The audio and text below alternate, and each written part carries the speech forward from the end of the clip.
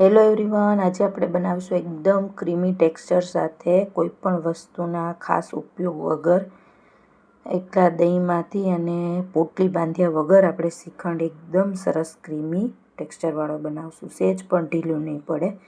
તેના માટે મેં અહીંયા 2 લીટર દૂધ લીધેલું હતું. આપણે અહીંયા ફૂલ ફેટવાળું દૂધ લેવાનું છે અને પછી તેને મેળવવાનું છે, એટલે એનું એકદમ દહીં આવું સરસ પાણી ના રહે એવું થશે.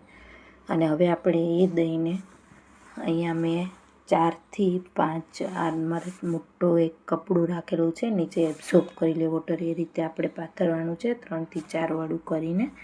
ત્યાર પછી એની ઉપર કોટનનું આપણે અહીંયા કપડું બહાર રાખીશું. આ રીતે આપણે પાથરીને એની ઉપર આપણે જે દહીં આપણે રેડી કરી લીધેલું છે આપણે મેળવીને સાવ ઓછું મેળવણ કરવાનું છે, એટલે આપણે એકદમ શ્રીખંડ ખાટો સેજ ભી ના થાય. અને આ રીતે આપણે દહીંને પાથરી દેવાનું છે ઉપર. આમ પાથરવાથી પાણી ફટાફટ ઓબ્ઝોર્બ કરી લે છે અને એકદમ જાડું, એટલે કે આ પતલું બી નહીં થાય એવું એકદમ સરસ લચકેદાર ક્રીમી ટેક્સચર સાથે આપણું અહીંયા શ્રીખંડ બનીને રેડી થશે. અને આ ફટાફટ પોટલીમાં આપણે થોડો ભાગ પાણીનો રહી જાય છે, પણ આમાં ફટાફટ બધું જ પાણી એબ્ઝોર્બ કરી લે છે. વધીને મેં અહીંયા આ રીતે આપણે બધું જ દહીં આની ઉપર મેં રાખી દીધેલું છે. અને આપણું નીચે આપણું જે જાડું કપડું રાખશું તે બધું વોટર આપણું આમાંથી એબ્ઝોર્બ કરી લેશે. અને 2 કલાકમાં તો એકદમ સરસ પરફેક્ટ આપણું શ્રીખંડ થાય તેવો આ લચકો રેડી થઈ જશે. એકદમ પાણી સરસ થઈ જશે, એબ્ઝોર્બ કરી લેશે અને એકદમ સરસ આપણો શ્રીખંડ બનાવવા માટે એકદમ ક્રીમી ટેક્સચર સાથેનો લચકો તૈયાર થઈ જશે. આ રીતે આપણે તમે જોઈ શકો છો કે મેં 2 કલાક પછી આપણે એકદમ સરસ પાણી નીકળી ગયું છે અને એકદમ સરસ આપણો આ શ્રીખંડ બનાવવા માટેનો લચકો રેડી થઈ ગયો છે. અહીંયા આપણે જે લચકો છે એ મેં અહીંયા 500 ગ્રામ જેટલો મારે છે વજનમાં.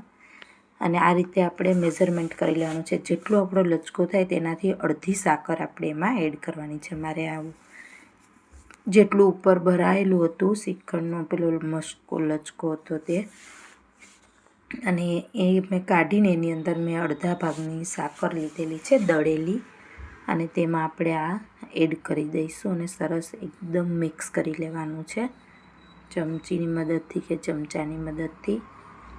અને અહીંયા આપણો એકદમ ક્રીમી ટેક્સચર સાથે શ્રીખંડ બનીને રેડી થઈ જાય છે અને એકદમ ક્રીમી બનીને રેડી થાય છે.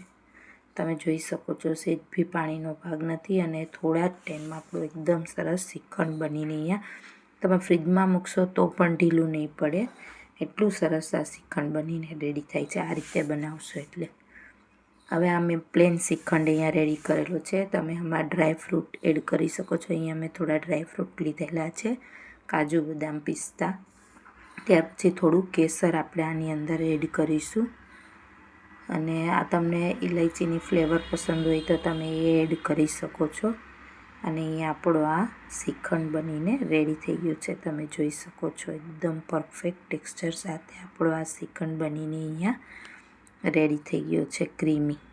આ રેસીપી સારી લાગે તો મારી ચેનલને જરૂરથી લાઈક, સબસ્ક્રાઈબ અને શેર કરજો ફ્રેન્ડ્સ.